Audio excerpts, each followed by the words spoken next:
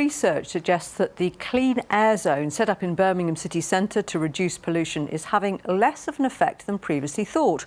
Scientists from the University of Birmingham say the drop in nitrogen dioxide levels is around half the amount originally claimed. We're joined by our environment correspondent David Gregory-Kumar to explain a lot more. So David, first of all, is the Clean Air Zone actually working? Yes, we must be clear, it is working, but maybe it's having less of an impact than we thought.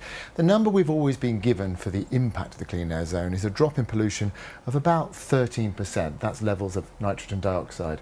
And that's basically been come up with by looking at the levels before the Clean Air Zone was implemented and what happens afterwards. And this is fair enough, it's a real effect, but it also includes lots of other things like the weather, the time of year. It's all mixed in together. So what the scientists at the University of Birmingham have done is strip all that extra information out and found the impact just of the zone on its own, and that's about a 7% drop, as you said, roughly half.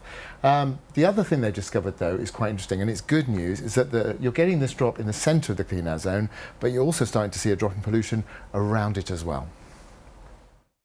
Absolutely, we agree that it's from our data, it has a beneficial impact on human behaviour. So a lot of people have changed their cars to lower emission cars.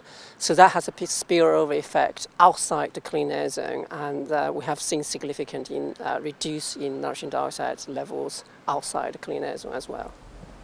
And that's important because there was a worry that people would rat run vehicles around the zone, try and avoid the charge and actually increase pollution around the edges, but we're not seeing that effect at all. Instead, around the zone, we're also seeing a drop in pollution. And can you see that effect in this research? Yes, we've actually pulled some of the graphs directly from the paper, published late last night. This is Colmore Row. If you don't know it, it's a business district in Birmingham. Lots of offices, lots of traffic, lots of coffee shops, that kind of thing.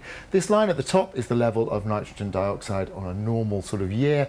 And this line is when the Clean Air Zone comes in. As you can see, the level drops. The shaded area shows you the amount of the drop. Now, you'd expect that inside the zone, but if we move out to the suburbs and go somewhere like Ladywood, on the edge of the zone, some in, some out, and once again you see this shaded area. That's also a similar drop that's being seen out in the suburbs, but that's where people live. So this is going to have a big impact on the people who live there. It's good news for their health.